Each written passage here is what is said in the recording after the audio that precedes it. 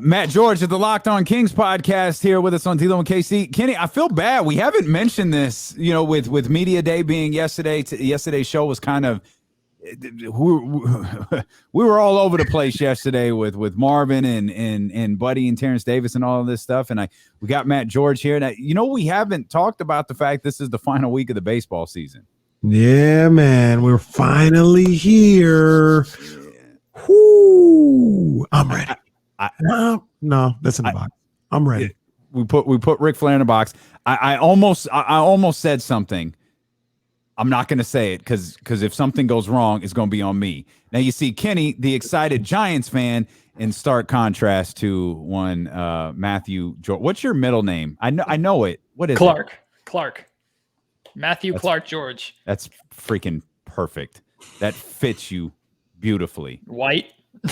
Well, you mean? It's just kind of like three first names, like Matthew Clark George. Oh, yeah. wow. Boring, generic. No. But for those who are watching, you can see Matt just shaking his head emphatically as baseball came up. He's an A's guy, so he's living in misery, whereas Kenny's just anxiously waiting for the season to come to a conclusion. Patiently waiting for the playoffs to get here. Nice. Very good. Well done. Matt, do you know that song? Absolutely not. Okay. Well done. It sounded like a line from The Godfather. No. It was Get Rich or Die Trying. Talking about a little baseball. I know what you're talking about, man. Nope. Okay. All right. He's gone from doing a Rick Ross impression to doing a 50 Cent impression. So we'll roll along here and get to the Kings. Matt George was just telling us he was working on some graphics for his latest episode of the Locked On Kings podcast, which is available here on the Odyssey app or wherever you get podcasts from. Matt, what was your biggest takeaway? Pretty eventful day at Media Day. We actually got to hear your voice a couple of times here on the show. What was your biggest takeaway from yesterday's gathering?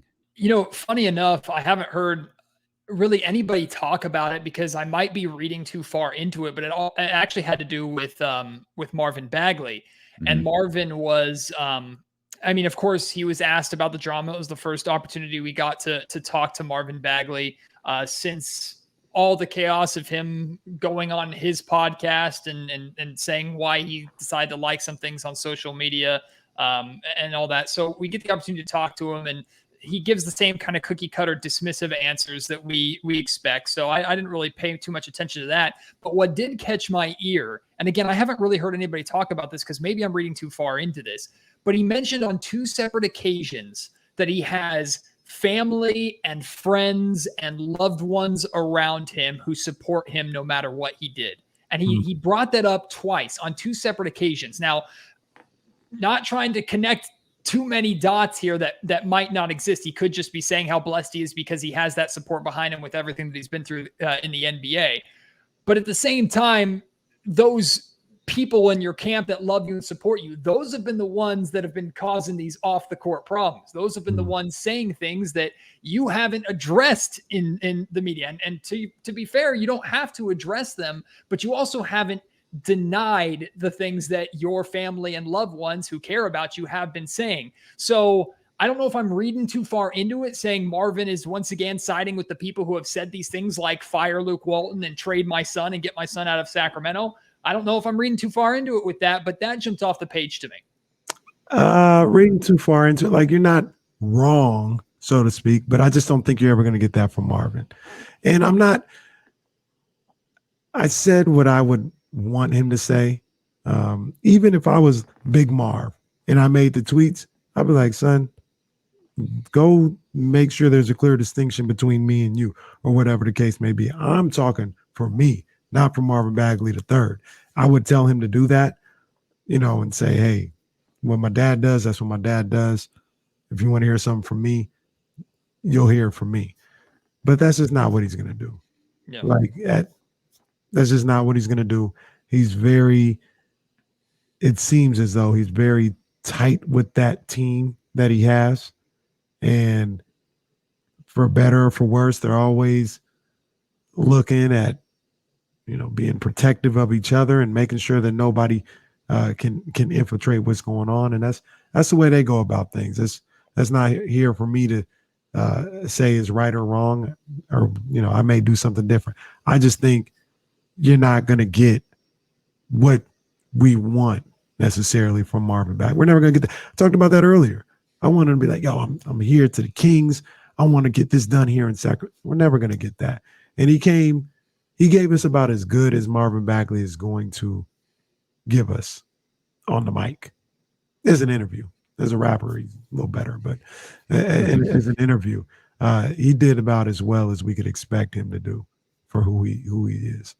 Yeah, I think that speaks to the expectations that I had. Like, you knew he was going to be asked about it, but everybody who was asking the questions knew. In fact, I got an opportunity to ask a question to him early on, and I didn't even broach the subject. I started talking about things that he's been working on in the offseason, because at least I know he'll talk about something at that point, because we knew what he was going to say.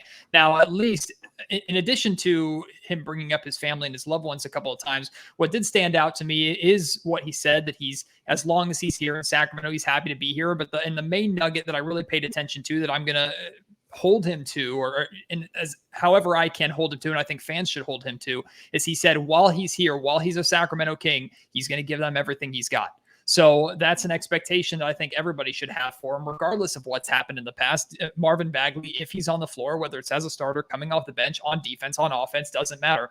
You want to see Marvin Bagley giving everything he's got. And I don't think we've had to question that too much throughout his career so far, which is props to him with all the injury issues that he's dealt with. We haven't had to question that part. But if he's able to stay healthy, and if he therefore becomes a little more reliable because he's staying healthy, the last thing that he needs to deal with in addition to all the issues is, oh, well, he's taking plays off defensively, or he doesn't jog up the floor after he gets tunnel vision on the offensive end and misses a hook from 13 feet. Like those are just things that he doesn't need to have. So I expect Marvin to, when he's here in Sacramento, to give his all when he's on the floor. The question is, what is Marvin on the floor going to even look like? Well, one thing that makes me believe he's going to have to is Matt George, host of the Locked On Kings podcast, joins us here on D-Lo and KC. One reason he's going to have to give all he has is apparently he's riding with Doug Christie now. Yes. He talked about Doug a couple of times, and you know this as well as I do, Matt. You can't be around Doug Christie and have a sluggish approach to anything. He won't allow it. His personality won't allow it. And just, you know, Doug Christie's personality is going to bring something out to you. Like, Doug is the ultimate motivator. And I think that was one thing. I know it certainly caught my attention, and I'm quite positive it caught our attention. And I'm quite positive I wasn't the only one. When he mentioned Doug Christie and working out with him, it was like, oh, okay. Yeah. That's a new wrinkle to this. He mentioned that answering my question. I had to follow up because he just said Doug, and I immediately followed up making sure he would clarify that it was Doug Christie. Because to me, I have an issue with the people that Marvin has surrounded himself with, even if he loves them and they love him and they support him. I think he's surrounded himself with people that enable his behavior and enable this excuse making. So to me, Doug, there's not maybe a more perfect person in this organization, maybe other than like Rico Hines, for Bagley to surround himself with or to attach to than Doug. And Doug has spoken publicly multiple times about what he would do if he got the opportunity to work with Marvin Bagley. So it doesn't surprise me at all that the two are working together, because Doug is the kind of person that will be Marvin's friend but won't coddle him. Doug will have Marvin's best interests at heart and will work with him to get better and make sure Marvin knows what he did wrong versus what just happened to be circumstance, but he's not going to make excuses for him. And I think that's absolutely perfect, absolutely brilliant. And honestly, when Doug Christie got the job, the first thing everybody thought of was, okay, Doug Christie, Sacramento Kings legend, especially defensively, he can help with the defensive side. The first thing that popped in my mind is, what could Doug Christie do for a guy like Marvin Bagley? So the fact that they're working together, I think, is phenomenal. And I expect there to be some kind of positive result because of that. I want to ask both you guys a question, because talked about it earlier, Matt, where through all my frustrations with the way certain things have played out, with all my frustrations with how Team Bagley has maybe advised things or, have their opinions being vocal and that being an issue for the team. I've never given up on Marvin Bagley. Never given up on the type of player that I believe he could be, the type of player that I think he has the potential to be. And with everything that's gone on, we've had a universal trade proposal that has involved him with numerous different things. Things have gone on over the summer. You hear him speak yesterday. You get a guy like Doug Christie in his ear day in and day out. Do you think there's a chance that Marvin Bagley not only is here throughout the whole season, but is here for the future for the Sacramento Kings still? I think that is the best case scenario for both sides. I think if Marvin's best chance at getting a second contract worth a damn is staying here in Sacramento and making it work. And the best chance for the Sacramento Kings, like I know you've talked about, Kenny, of making the playoffs and being successful, is having Marvin Bagley solidify himself at that 4 spot. I'm having Jason Jones on my podcast. It's going to drop a little bit after I'm done here with you guys. And I asked about Marvin Bagley playing the 4, and Jason says he thinks it can work if Marvin Bagley embraces more of a stretch 4 role. And I think that's an interesting perspective right now compared to maybe a couple of years ago, where the Kings were looking at Marvin to be the Robin to Fox's Batman, meaning a lot of pick and rolls between the two players. If Fox wasn't scoring, it was going to be Marvin that was scoring, and then maybe Buddy on the perimeter. It's no longer that. If Marvin's part of the starting lineup, Fox is ahead of him, Tyrese is ahead of him. If Buddy's playing, Buddy's ahead of him. You could argue Rashawn Holmes is more consistent on the inside, so it's going to be Bagley, you're kind of on the perimeter, and then use your freak athleticism for second chance points in the paint if you get the opportunity to. So I think that's a difference right there. Kenny, I would say I have given up on Marvin, even if I didn't want to. And I think I've more given up on Marvin because of the saga that it's been more than the actual player itself. The history of who he was taken ahead of, all the off the court drama is all the reason why I've just wanted the Sacramento Kings to move on. But we're still at the situation where we're at this point, and I know I've brought this up before, that the Kings are in this low risk, high reward spot with Marvin because they've already eaten crow for taking him. There's nothing they can do to make that pick look better. The guy who drafted him is gone. So there's no reason for Monty McNair's job to make Marvin work. If it works, great. If it doesn't, you can kind of wipe your hands with this. So to answer your question in a roundabout way, yes, I do think Marvin can be here long-term. And if he is, that means good things have happened. I think that's the most important part. Everybody should be rooting for Marvin to be here next year because that means something worked. And right now, I think he's now lineup questions will always come into play here, but first day of practice, I mean, I feel like right now he's kind of got the nod to be the starting 4. I hope not. And that sounds weird to say because I can't. You guys have talked about it. I can't rely on Marvin. You really turned heel on Marvin Bagley. My goodness, I have, and it's because I want him to earn that by becoming reliable. Now, if he has an incredible training camp and the Kings go, well, we have no choice but to start him. He's hitting his threes. He's shooting 37% from 3-point range. He looks great in preseason. He's fitting. He's playing defense. And plus, we have to talk about if Buddy Hield's coming off the bench and Marvin Bagley's starting, that means they're probably not on the floor as much together as they might have been, which we know has an impact defensively. So all these things come into it. But I don't want, and this is where I'm probably blaming Bagley more for what's happened off the court than what's happened on. I don't want to reward Marvin with a starting spot with everything that's gone on over the last year. I don't want to do that. I don't want to enable that, especially for a team that right now is more interested in winning basketball games right away than developing a player. Like, in my opinion, the Kings have a better chance right now of winning basketball games with Marvin coming off the bench than they do as a starter. And that's really the main way I'm judging this. So that's me right now, but he could change my mind in training camp. They don't have a power forward.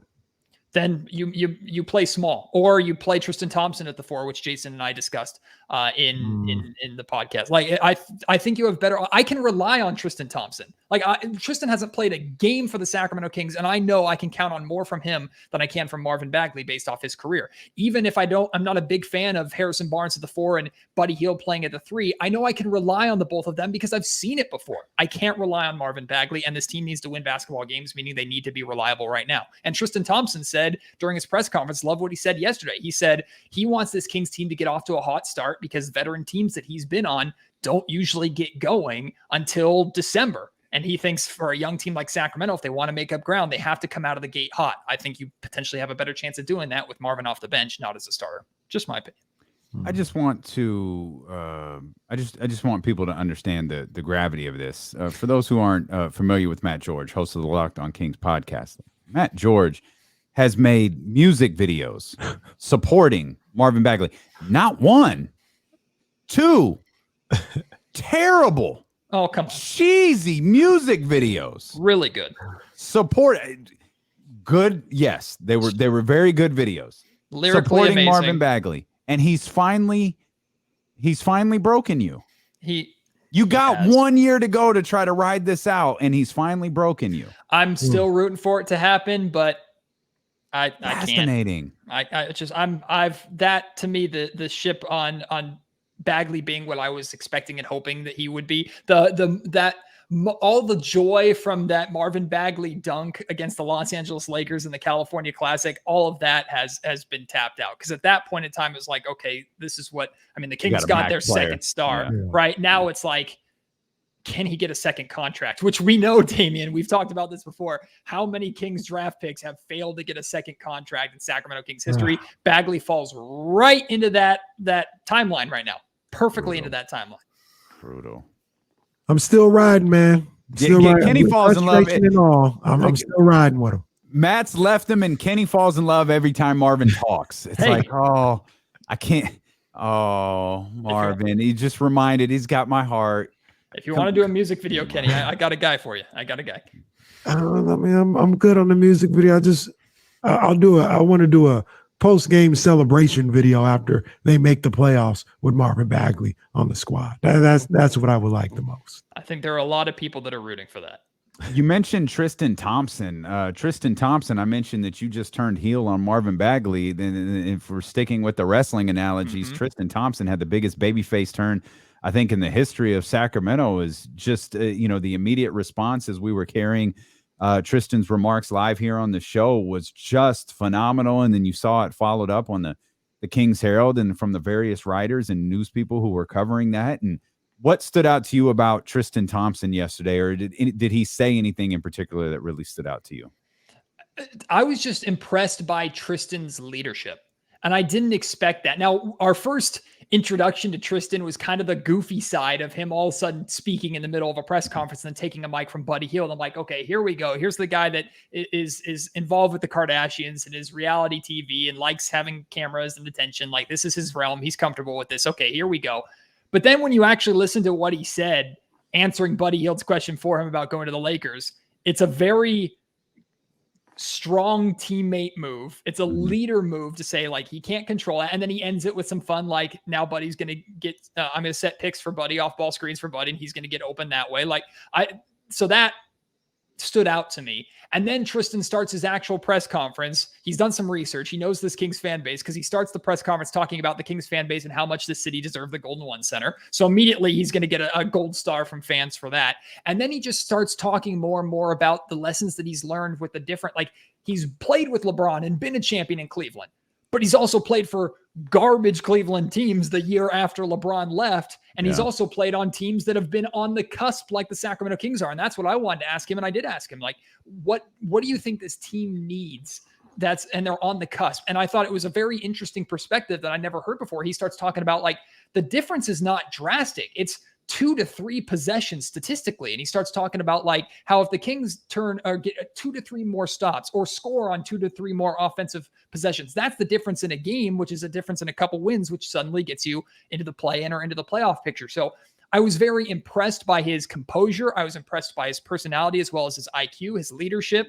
And I don't know if you guys talked about it on your show or I saw it on social media. I can't remember, but I saw somebody say or tweet or something that you could see.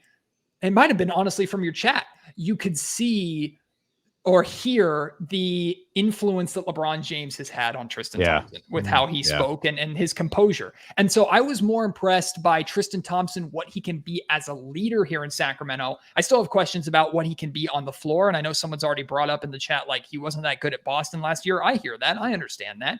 Which is weird to me. Like, cause he was, Kenny and I talk about this all the time. He was such a perfect fit for what Boston really, really needed. And it just, I'm still so curious as to why it fell flat. But he talked about that as well. He talked about, we were dealing, it was a weird year. Yep. COVID year, we can never really get on track. And that was one of the reasons why it didn't work out there. So he was very transparent. And we're talking about a guy at his foundation that does 2 things, one thing really, really well and one thing fine. It's defense and rebounding. And this Kings team lacks both. So regardless of if he's playing 20 minutes, if he somehow finds his way into the starting lineup, and Jason is going to talk about this in my podcast, this Kings finally have versatility that they didn't have last season, to where if it makes sense, Tristan Thompson is playing in this matchup. But if the Kings are playing the Lakers and need some more size with Anthony Davis or Dwight Howard down low, Alex Len is available. Like, this is flexibility that the Kings did not have last season that I expect to hopefully pay off. Now, it's on Luke Walton, who also spoke with the media yesterday. It's on him to figure out and use those players effectively. And I think there's still question marks there. Speaking about the roster, I want to get your opinion on that, because a lot of people were, I don't know if critical is the right word. That's a little dramatic. But when did Monty speak on? Last week? It was last week, last Friday. Yeah. Yep. He talked about how this roster is extremely versatile. And a lot of people were like, I don't think it's versatile at all. I think it's heavy at the guard, heavy at the center, and weak in between. I agree with Monty. I thought it was a pretty versatile roster. Like you just talked about, they can go any way somebody wants to go. They can go small. They can go big. I think they have wings that can play. For whatever reason, a lot of people forgetting Mo Harkless is on this team. They have a direct backup for each starter on this team. They at the very least go 10 deep, maybe 11, 12 deep with guys that you can play. Did you agree with Monty when he said this roster was extremely versatile? I did, but I understood the clapback, because you're right. This team is heavily loaded at the center spot, heavily loaded in the backcourt, and then has a massive hole at the wing, which, welcome to the history of the Sacramento Kings. Hole at the wing has been just the epitome of Sacramento Kings basketball. I mean, it was John Salmons, then it was Andres Nocioni, and then thankfully we got wonderful years. Yeah, you remember Nocioni? Yeah. Then we got wonderful years of Rudy Gay for a while until that didn't work out. And then thank God Harrison Barnes is here to give us something. And Mo Harkless is back, which is fantastic. But they're like, so I understand the roster isn't the most balanced in terms of personnel at certain positions. But at the same time, like I just talked about, this roster and Luke Walton has options with how this team can play, how they want to play. It's easy to see how they could go small. How many times already have we talked about like a Mitchell, Halliburton, Fox lineup? That's a small lineup. They can easily go big and suddenly throw Rashawn Holmes, Tristan Thompson, and Harrison Barnes out there if they want, or I don't know if they want to add Alex Len, Tristan Thompson, and Rashawn Holmes all on the floor at the same time and just let utter chaos reign. Like, they have these options. And I don't think Luke Walton's rotation is going to go beyond 9 guys. I think a 10-man rotation is pretty uncommon in the NBA today and doesn't really work, although he has the possibility to do it. But I also don't believe that the 9-man rotation is going to be set in stone with guys 8 and 9, right? Maybe Bagley and Buddy are 6 and 7, but 8 and 9 on some nights could be Alex Len, could be Tristan Thompson, could be Mo Harkless, could be Terrence Davis, could be Chimezie Metu. Like, that's where I see the versatility, to where this team has enough talent on it to where I know that a majority of these guys can play at this level versus only 2 of them can. And then you're hoping Kyle Guy will get you 15 for no reason. I love you, Kyle Guy. Sorry about that. Cleveland. I don't think Kyle Guy. Yeah, I don't think he's on the roster. He's not going to. You're going to have to get that 15 somewhere else, Matt. You're going to have to find a new Kyle Guy love. Like, it's not going to be. Kenny already thinks it's Terrence Davis. So Terrence Davis. You compare Terrence Davis to Kyle Guy? No, I said Terrence Davis getting you that 15 off the bench. Yeah, he can get you 15 off the bench. No, Terrence Davis is way better than Kyle Guy. I mean, come on. He's about 11 points a night. Yeah, I was going to say Terrence Davis will get you 15 points if Buddy isn't around. I don't know that he's going to get you 15 points if Buddy is around. Speaking of, he'll try. And that's all right. Like, that's all right.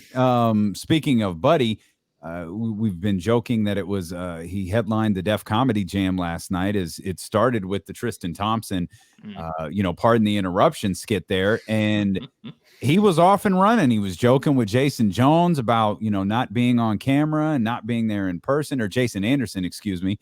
And he was laughing. He seemed to be in good spirits.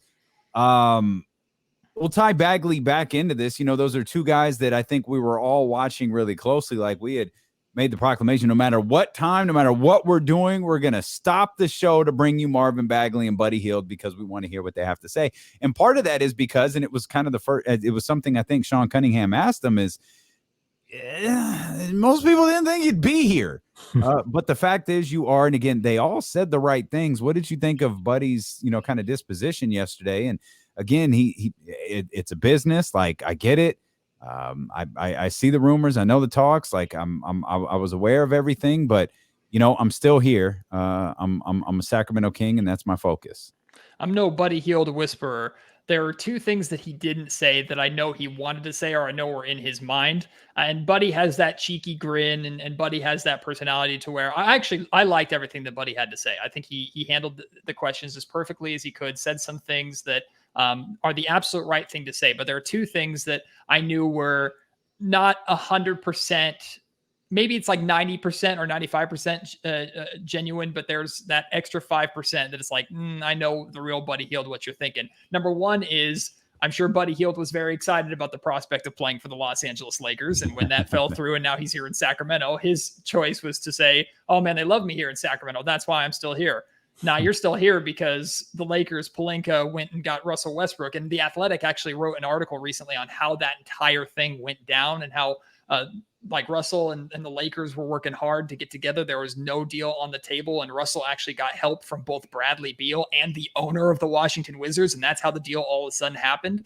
So I highly encourage everybody to read that article because it's really interesting, gives context of how everything went down. But Buddy thought he was going to be a Laker, and I understand that Los Angeles Lakers and playing on the perimeter with LeBron James and that group is a lot more appealing than playing here in Sacramento. So I knew part of the cheeky grin was that. Number two is, I asked Buddy about, he started for this team. He's come off the bench. And I asked him how much that matters to him. And he said the right things. He said, I'm going to do whatever the team asks of me. I've already had conversations with Luke Walton, which is tremendous growth from the first year that Walton was here, right? But I remember one of my first ESPN 1320 Instagram graphics was Buddy not returning Luke Walton's calls. So now they're talking. Bro. So, hey, right. Positivity there. But I know Buddy wants to start. And I know he cares about the optics. If he can't be a starter on a team like the Sacramento Kings, who aren't expected to be that great and who have struggled to make the playoffs for so long, I know he takes that personally. And at the same time, too, I want every single player on the Sacramento Kings to believe that they're a starter, because that's the only way you be successful in this league. So I want to believe Buddy when he says, actually, I do believe Buddy when he says he's going to give his all no matter where the Kings play him, because that's just who Buddy Hield is. But I don't believe 100% that Buddy's just going to accept every role with sunshines and rainbows and a happy smile on his face, because I know Buddy Hield, the competitor. I know what he expects to be here in Sacramento. One thing that we heard a lot yesterday, last week, was everybody talking about defense and talking about how much of a priority it was. They're aware that it was historically bad last year, and that seems to be what this team is zeroing in on as an improvement.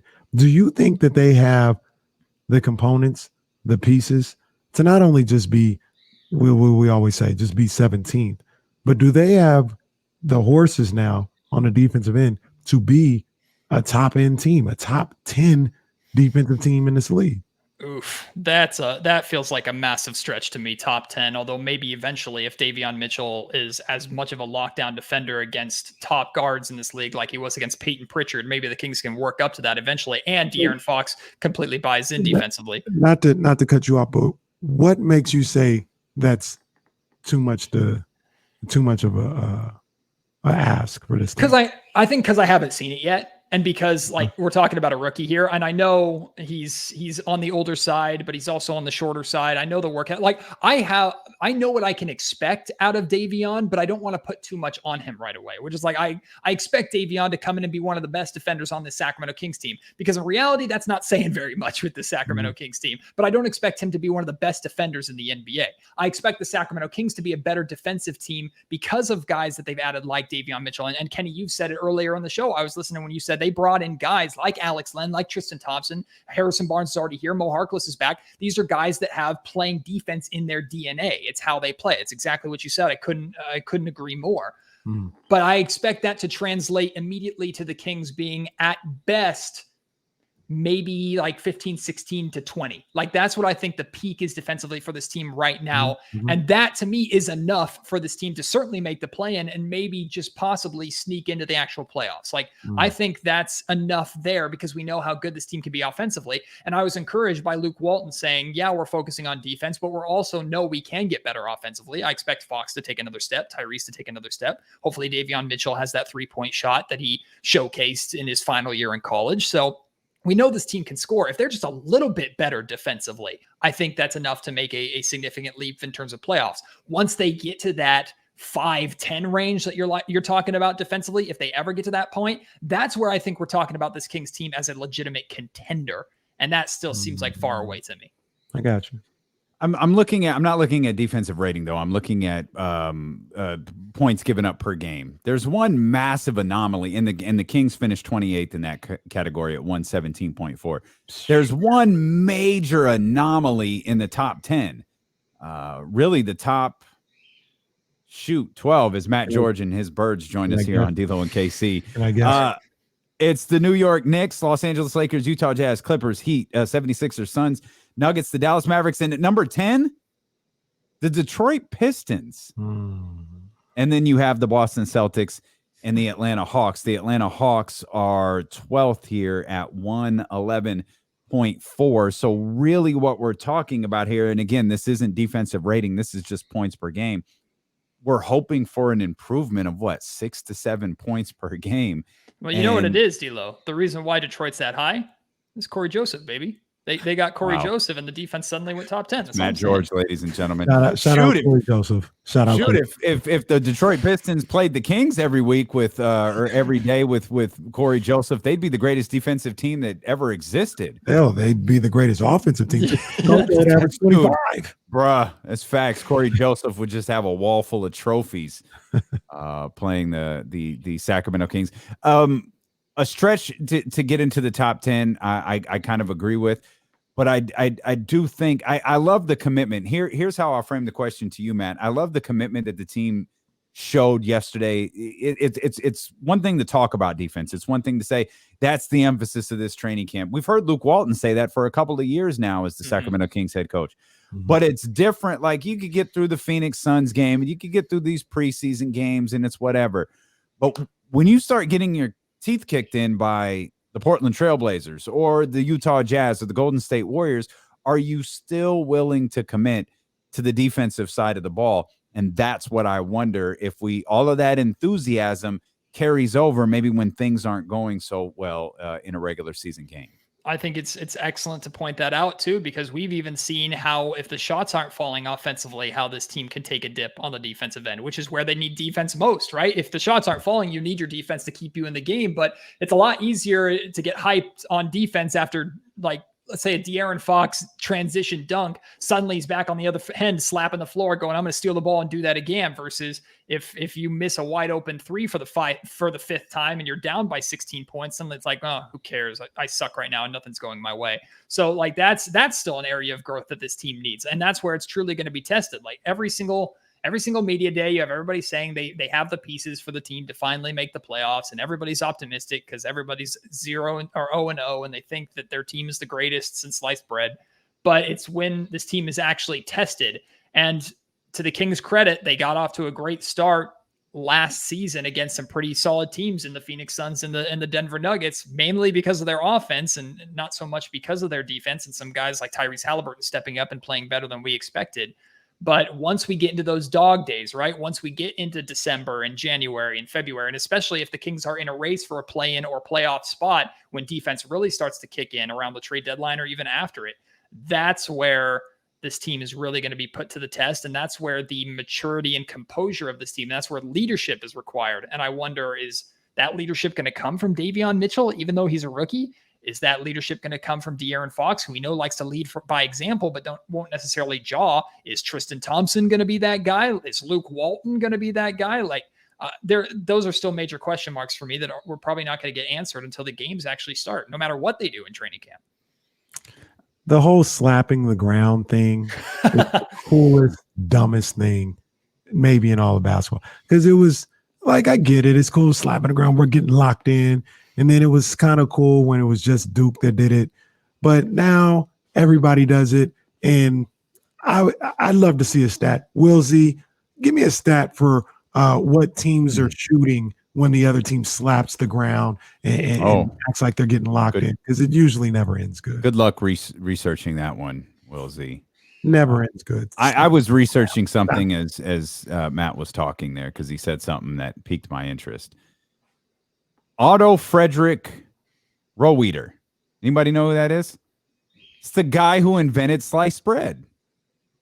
Wow. I'm fascinated by that line, the greatest thing since sliced bread. And it's like, yo, who was the first person to slice? Who was the first person who had this big loaf and thought, man, let me cut this joint?